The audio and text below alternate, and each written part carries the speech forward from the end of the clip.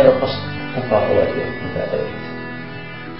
Olen Kerttu Haakonen ja toiminut yrittäjänä nyt 5 vuotta. Eli mulla on korualan nettikauppa, myyn koruja verkkokaupasta lähinnä hopeaa ja kultaa. Ja lisäksi on myynyt jonkun verran messuilla ja tapahtumissa näitä samoja koruja sitten. Miten sitten sanoit, että sulla on 5 vuotta ollut tämä yritys? Miten silloin sen 5 vuoden aikana on tapahtunut? Jos kuvailet vaikka omaa yrittäjyysprosessia.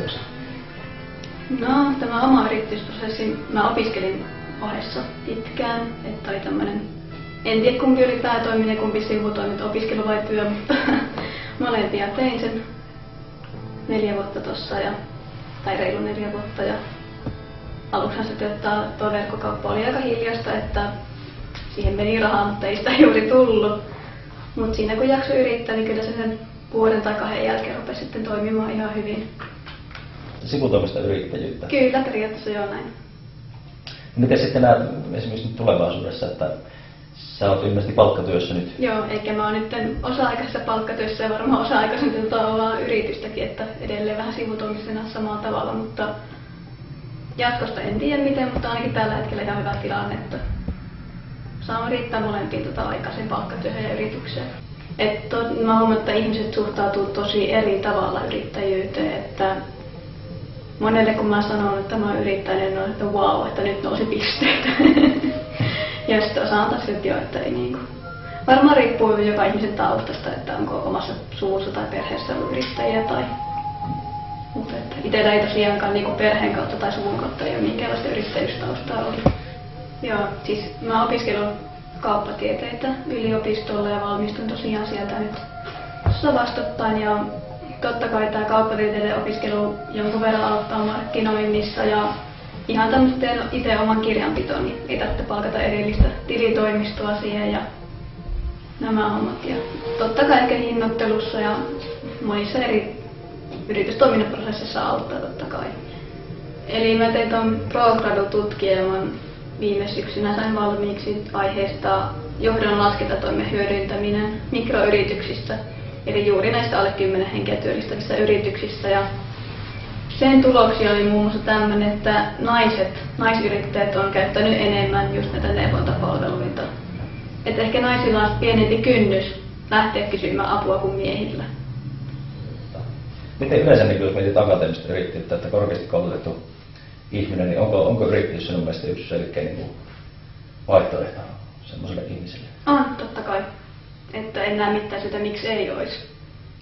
Hyvä. Miten kuvailepa sitten sitä työtä, mitä sä teet sitten siinä verkkokaupassa? No ihan tähän postien laittamisen, kuittien tulostamisen, asiakaspalveluun, niin varmaan keskimäärin tunti tai 2 päivässä, ehkä vähän enemmän. Mutta sitten tietty ajankohtia, kun tulee uusia koruja ja pitää lisätä niitä verkkokauppaa, niin se on päivien työ aina. Siihen menee ihan täysiä päiviä.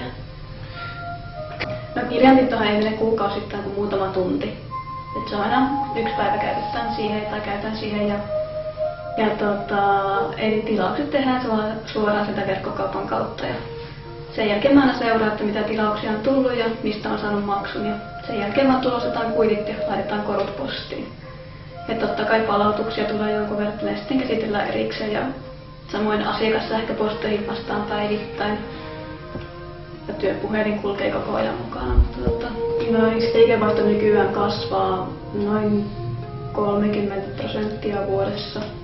Miten sitten muuten, jos ajatellaan teknologiaa, niin päivitteleekö se itse niitä nettisivuja ja laitat tuotteet nettiin? Joo, päivitän itse ja jos loppuu tuote, niin poistan netistä. Ja totta kai kaikki uudet tuotteet, mitä meille tulee, niin itse kuvaan ne, otan valokuvat, lisään nettiin, kirjoitan tuotetiedot ja pienempiä päivityksiä. Meillä on tämmöinen kuukausikilpailu sillä verkkosivuilla, niin päivitän sen kuukausittain sieltä. Miten se lähti liikkeelle, että miten sä oot saanut esimerkiksi ensimmäistä asiakkaat? Siitä on jo pitkä aika, mutta no ensinnäkin silloin kun pistin tuon tai aloitettiin tuo koruverkkokauppa, niin siinä oli se etu, että se oli jo ennestään olemassa se verkkokauppa, missä toimi samalla sivustolla useampi verkkokauppa. Eli siellä samalla sivustolla pyöri jo ennestään kävijöitä ja asiakkaita, mitkä ei tosiaan ollut niitä koruostajia, mutta ne eksy kuitenkin sinne sivuille myös. Eli se tuki alussa sitä hommaa. Ja totta kai ollaan pyritty siihen, että Googlen kautta löytyy aika hyvin sivut ja Googlen kautta pyörii myös mainoksia. Joo. Eli tämmöistä lehtimainontaa tai tällaista en ole harrastanut yhtä, että mä en näe, että se on verkkokauppa, niin kannattaisi juuri lehissä mainostaa. Kyllä. Se on vaan minun mielipide siihen asiaan.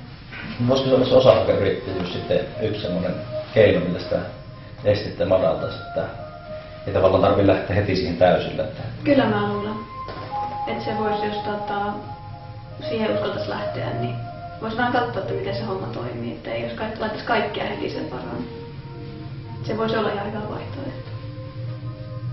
Eli just tämä ajankäyttö on ehkä se, että kun saa aika vapaasti päättää, että milloin nämä verkkokaupan postit laittaa. Mä kyllä pyrin laittamaan ne päivittäin, mutta kun se ei kuitenkaan ole siihen aikaan sidottu. Esimerkiksi vaikka nettikaupan pyörittäminen, niin sehän vaikka pienten lasten kanssa, niin sehän olisi paljon helpompaa kuin varsinainen palkkatyössä. Joo, kyllä mä sen noin näen, että nettikauppa kyllä hoituu siinä ohessa. Okei, haluaisitko vielä vähän loppuun sanoa jotakin yrittäjyydestä, esimerkiksi vaikka sitä osa-aikaisesta yrittäjyydestä? Suosittelen ehdottomasti, ei kannata pelätä ja jos ei onnistu, niin ei kannata heti lannistua, että kannattaa yrittää ainakin se 2 vuotta ennen kuin pistää kyllä ja pussiin. Että näin oman kokemuksen pohjalta. Okei, kiitoksia hyvin paljon tästä haastattelusta. Kiitos.